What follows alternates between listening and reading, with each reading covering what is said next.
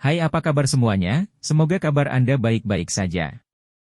Terima kasih karena sudah memberikan support dan juga kesetiaan Anda untuk membangun channel Codot Film. Yuk kita lanjutkan alur ceritanya, sambil siapin kopi dan cemilan, setting suara volume full.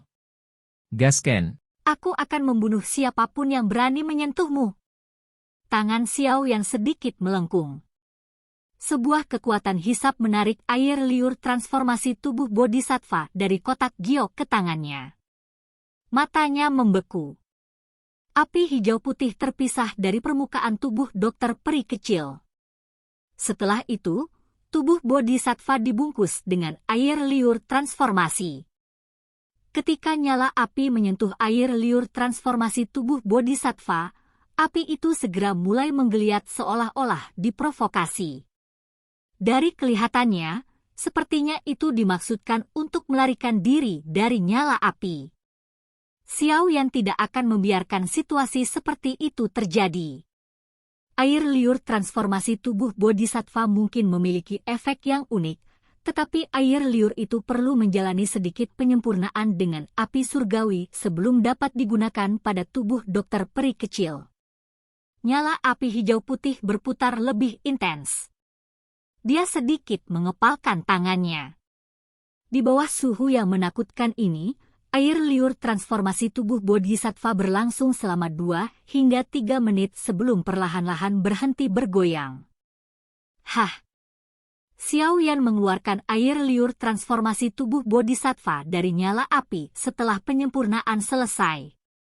Namun, ia terkejut melihat bahwa air liur transformasi tubuh bodhisattva secara bertahap telah mengungkapkan banyak partikel hijau zamrud, seperti debu. Dalam sekejap mata, mereka membentuk manik hijau zamrud sebesar telapak tangan. Air liur transformasi tubuh bodhisattva sedikit bergetar saat manik hijau zamrud terbentuk. Manik ini segera jatuh dan diraih oleh tangan Xiao Yan. Manik-manik hijau zamrud ini tidak mulus. Sebaliknya, terasa sedikit kasar. Namun, seseorang bisa merasakan kekuatan hidup yang berkembang saat memegangnya di tangan. Ini adalah benih bodhisattva. Mata Xiao Yan mengungkapkan keterkejutannya saat dia melihat manik-manik hijau zamrud yang muncul di tangannya tanpa alasan. Sesaat kemudian, matanya terfokus saat dia berseru. Benih bodhisattva, seperti hati bodhisattva, adalah sesuatu yang berasal dari pohon bodhisattva kuno. Namun, jenis barang langka ini sama langkanya dengan hati bodhisattva. Biasanya, itu akan berubah menjadi bubuk dalam sekejap setelah jatuh dari pohon kuno bodhisattva. Sangat sulit bagi orang luar untuk mendapatkannya.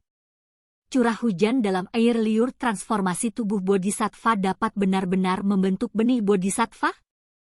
Mata Xiao Yan berkedip cepat saat dia tiba-tiba mencapai pemahaman.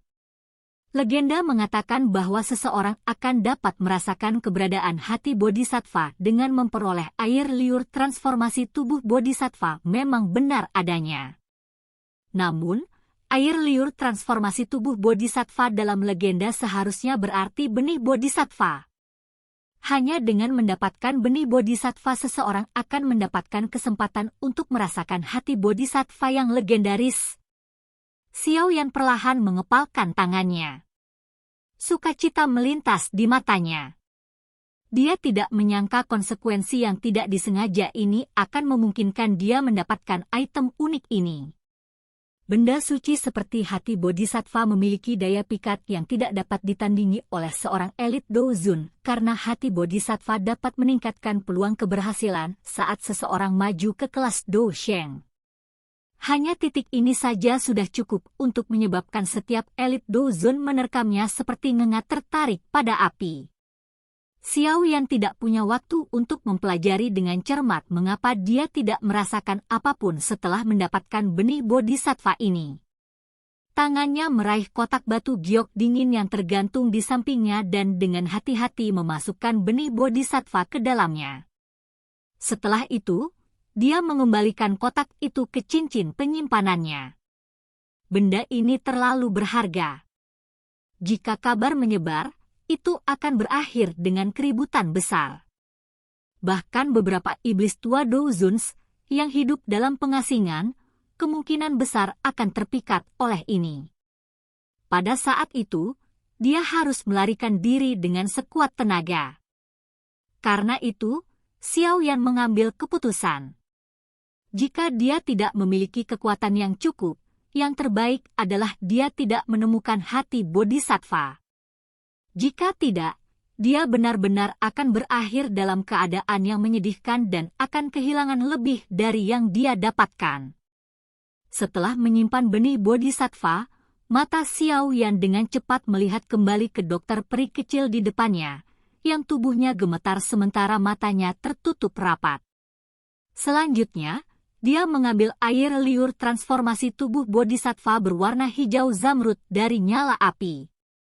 Dia menghirup napas dalam-dalam dan menekannya ke perut bagian bawah yang halus dari dokter peri kecil. Air liur transformasi tubuh bodhisattva baru saja melakukan kontak dengan tubuh dokter peri kecil ketika mengeluarkan suara mencicit. Itu menemukan pori-porinya dan diam-diam memasuki tubuhnya.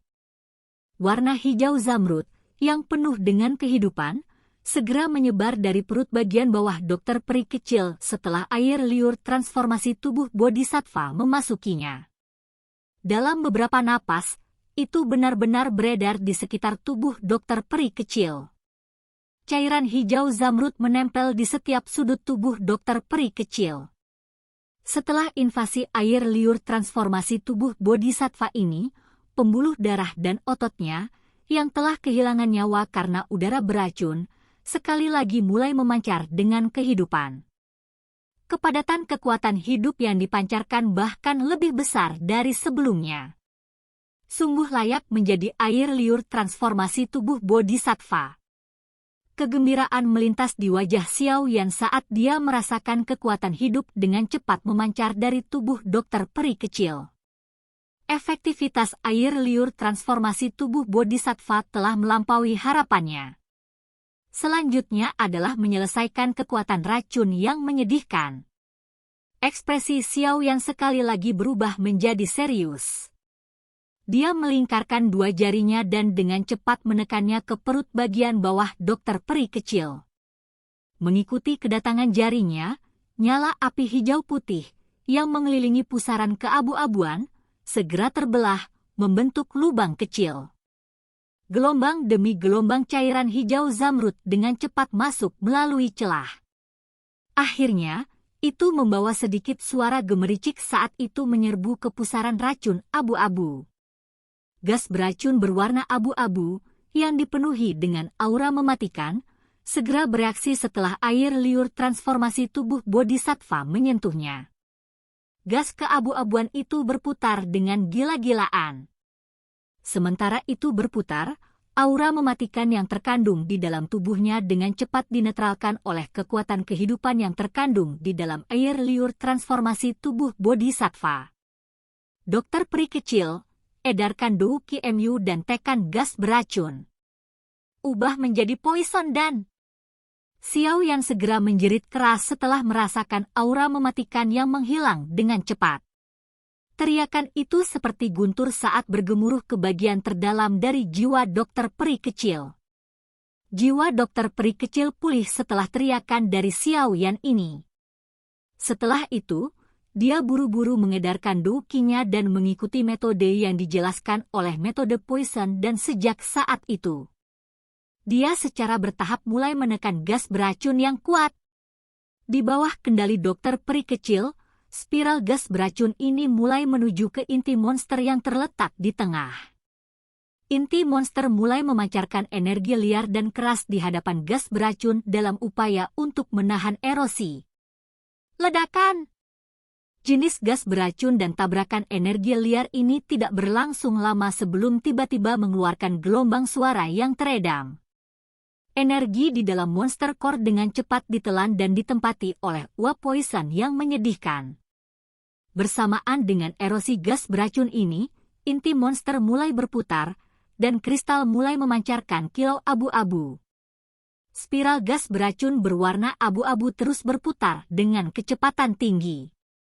gas racun Mighty Waffle melonjak tanpa henti ke monster core bulat.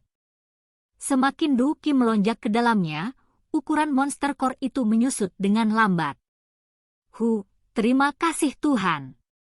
Xiao Yan berseru di dunia luar saat dia merasakan adegan teratur yang terjadi di dalam tubuh dokter peri kecil.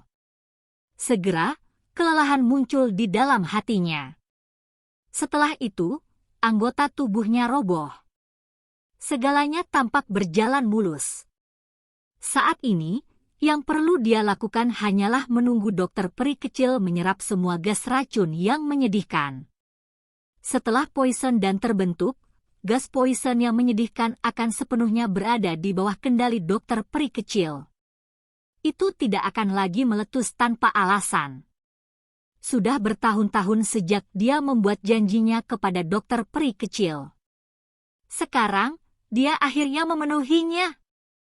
Sementara Xiao yang sedang menyelesaikan masalah tubuh racun yang menyedihkan untuk dokter peri kecil, ada aura dingin yang menyebar di dalam aula besar yang terletak jauh di dalam wilayah es yang jauh dari kota Ye. Anda pergi dengan 54 orang, namun Anda adalah satu-satunya yang telah kembali. Tianxi, apakah ini tanggung jawab yang telah Anda bawa kembali? Sosok berjubah putih duduk di singgasana sedingin es di aula sedingin es. Sepasang mata tanpa emosi menatap pria tua yang merayap di tanah di aula. Suaranya yang tenang, bagaimanapun, menyebabkan rasa dingin di dalam aula membumbung tinggi. Kepala lembah, semua masalah ini tidak ada hubungannya dengan bawahan ini. Semua itu karena ada kesalahan dalam laporannya.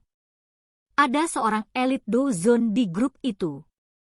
Bawahan ini bisa dianggap beruntung karena berhasil melarikan diri dan kembali kali ini. Orang tua di lantai aula mengangkat kepalanya.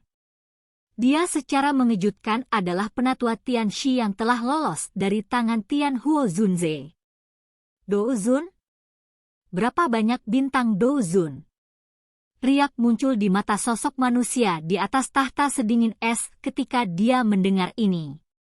Dia seharusnya hanya menjadi bintang dozun. Kalau tidak, bawahan ini tidak akan bisa lepas dari tangannya. Tianxi ragu sejenak sebelum menjawab dengan hormat. Tidak heran dia mampu mengubah kondisi Tianxi menjadi sengsara.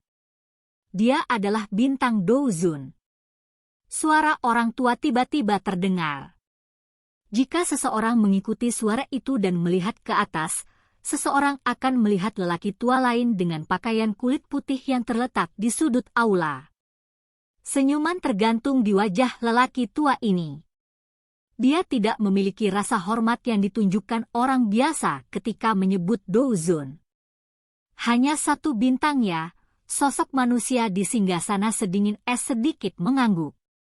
Jarinya dengan lembut menekan sandaran tangan besarnya.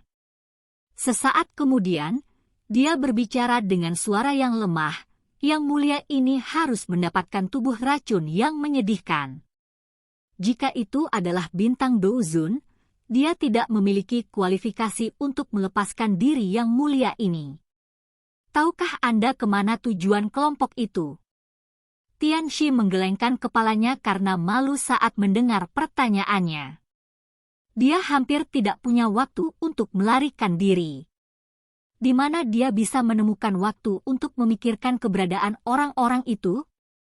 Sosok manusia di atas tahta es mengerutkan kening saat melihat Tianxi menggelengkan kepalanya. Rasa dingin, yang menyebabkan jantung seseorang berdebar-debar, perlahan meresap ke dalam aula. Tianxi gemetar di bawah hawa dingin yang menakutkan yang bahkan akan menyebabkan Douki membeku. Ceka-ceka, Bing Zunze, tidak perlu marah. Kami sadar di mana kelompok orang itu. Uap hitam aneh tiba-tiba muncul di dalam aula sementara rasa dingin menyebar. Segera, kabut hitam berkumpul, berubah menjadi sosok manusia. Kabut hitam bergoyang dan suara dentingan logam samar dipancarkan dari dalam. Hall of Souls? Kamu benar-benar telah datang ke lembah sungai esku, sungguh langka tamu. Munculnya kabut hitam tidak menyebabkan sosok manusia di atas tahta sedingin es merasa sedikit terkejut. Dia hanya berbicara dengan sikap acuh tak acuh. Ceka-ceka, ada seseorang di dalam kelompok itu yang menjadi target dari Hall of Souls kita. Karena kami memiliki motif yang sama, kami mungkin bisa bergandengan tangan kali ini. Bagaimana menurut Bing Zunze? Tawa aneh keluar dari kabut hitam yang menggeliat. Tubuh racun yang menyedihkan adalah milik lembah sungai es milikku. Kami akan serahkan yang lain padamu. Sosok manusia di singgasana sedingin es perlahan berdiri. Udara yang menakutkan sepertinya telah keluar dari nafasnya, berubah menjadi aliran dingin yang menyebar. Dia mengucapkan kata-kata ini dengan lembut setelah melirik sosok yang terbuat dari kabut hitam. Kamu memang layak menjadi Bing Zunze.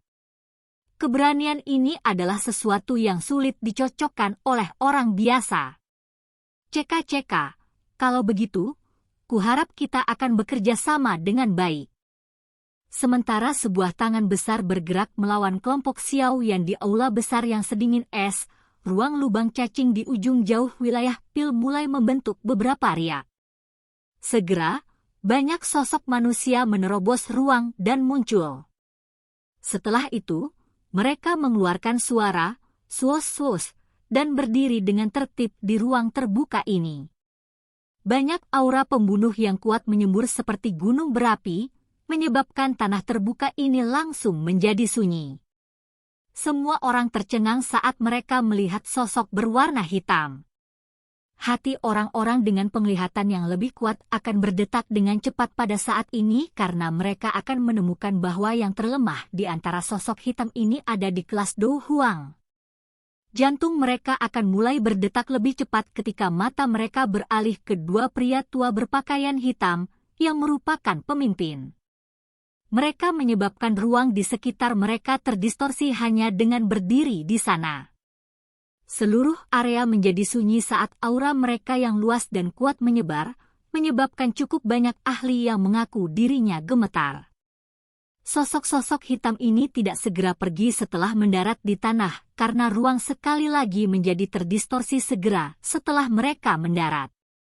Ketika ruang menjadi terdistorsi, banyak sosok hitam, kecuali dua lelaki tua terkemuka, mengeluarkan suara desir. Mereka berlutut di ruang yang terdistorsi dengan satu lutut di tanah di depan banyak mata yang terkejut. Ada rasa hormat yang datang dari hati mereka yang muncul di mata mereka. Banyak tatapan tumpul perlahan beralih ke ruang yang terdistorsi. Pakar Dou Zones berlutut dan menyambut sementara para elit Dou Zones menundukkan kepala. Barisan yang menakutkan ini adalah sesuatu yang mereka lihat untuk pertama kalinya selama bertahun-tahun ini. Mereka benar-benar ingin tahu siapa otoritas tertinggi yang memiliki kebesaran seperti itu? Kemungkinan bahkan 3 lembah dan 2 sekte tidak memiliki kemampuan seperti itu.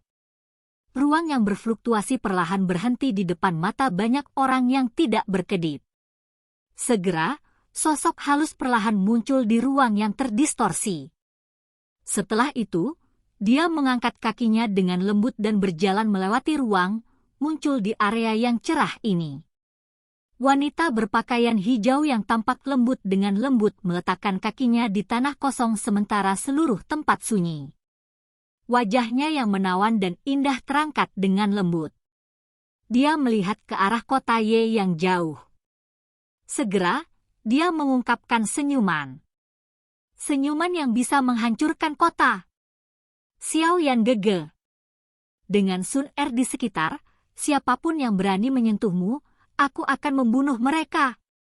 Silahkan pergi ke.